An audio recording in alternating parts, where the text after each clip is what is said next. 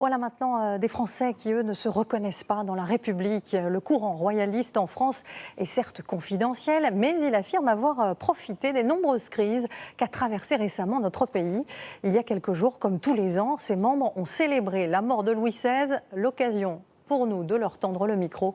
Axel Monnier, Jean-François Drouillet et Jean-Philippe Eckett. À chaque rassemblement royaliste où nous allons, il y en a toujours au moins un gilet jaune. C'est un mouvement, on l'a beaucoup dit, qui illustre cette fracture entre le peuple et les élites, cette classe moyenne qui n'est pas entendue aujourd'hui, qui n'est pas représentée. On peut être royaliste et gilet jaune. Ah oui, bien sûr. Gilet jaune ou réforme des retraites, des crises qui permettent aux royalistes de recruter, selon eux. Un aveu de faiblesse de la République ou une opportunité aussi.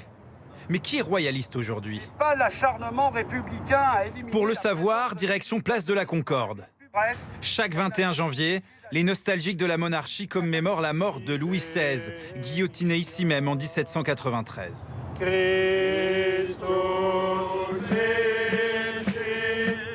On a besoin vraiment de quelqu'un qui agit pour le bien de son peuple. Donc c'est plus que jamais d'actualité.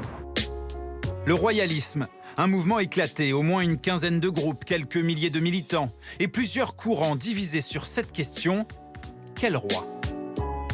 Les légitimistes, fidèles au roi capétien, la lignée de Louis XVI, soutiennent le prince Louis de Bourbon. Les orléanistes, eux, se réfèrent au dernier roi qu'a connu la France, Louis-Philippe. Leur candidat, Jean d'Orléans, le fils du comte de Paris, décédé l'an dernier. Et justement, le prétendant légitimiste au trône de France, le voici. Louis XX, descendant de Louis XIV par la branche espagnole des Bourbons. Je crois qu'il a le profil de quelqu'un qui peut diriger la France. Il assiste à une messe à la chapelle expiatoire de Paris, à la mémoire de Louis XVI. Car l'idée monarchique garde ses liens étroits avec l'Église catholique, et sa frange intégriste notamment. Alors, quelle est sa vision à lui? Moi, je suis au service de la France, surtout se préoccuper des problèmes des citoyens. Je veux dire, pour moi, la famille, c'est le plus important. Le respect même pour l'homme depuis sa conception jusqu'à sa mort. On parle de conservateur, mais je veux dire, c'est que le moderne n'a pas forcément à lutter contre la tradition. Qu'incarnent donc les royalistes politiquement? Sortis de messe, des jeunes se préparent à manifester contre la PMA, sous la bannière « La Manif pour tous ». À partir du moment où on est catholique, royaliste, on a quand même un idéal de vie politique et de vie intérieure. On ne peut pas tout accepter, on ne peut pas tout tolérer. Aujourd'hui, on nous propose des lois qui sont dramatiques, qui n'auraient jamais eu lieu sous une monarchie. Un samedi soir en plein Paris, une marche au flambeau qui intrigue et qui dérange. Je suis surpris qu'il y ait encore des gens qui pensent que la royauté va revenir en France quand même. Ils ont l'air convaincus, mais pas convaincants. 200 à 300 royalistes tout à côté du Louvre, l'ancien palais royal. Officiellement, marche organisée par plusieurs mouvements, mais dans le cortège, majorité écrasante de militants Action française. Le groupe royaliste le plus ancien, le plus nombreux, 3000 adhérents. L'un des plus radicaux aussi, nationaliste, taxé d'antisémitisme et classé à l'extrême droite. On est obligatoirement l'extrême de quelqu'un qui ne nous aime pas, mais ça ne va pas plus loin que ça. Enfin, ça ne tient pas la route, que ce soit à droite ou à gauche d'ailleurs.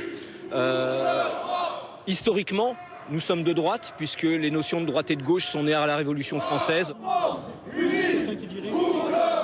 Dans leur très grande majorité, les gens qui se revendiquent du royalisme se situent, sinon à l'extrême droite, au moins à droite. Le royalisme a quand même été très clairement associé à l'expérience de la collaboration, et donc à partir de là, le champ a été balayé. En fait, à partir du moment où il n'y a plus vraiment de champ, c'est l'ère du groupuscule. Aujourd'hui, le royalisme en France n'a pas de poids politique. Mesdames, Messieurs, bonsoir. L'historien note aussi l'existence d'un royalisme minoritaire, dit de gauche, incarné par Bertrand Renouvin.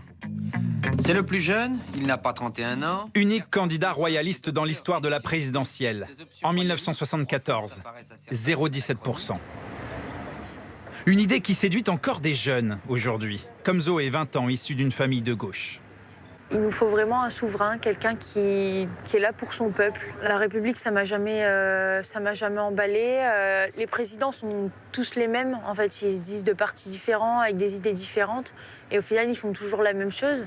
Alliance royale, unique parti royaliste de France.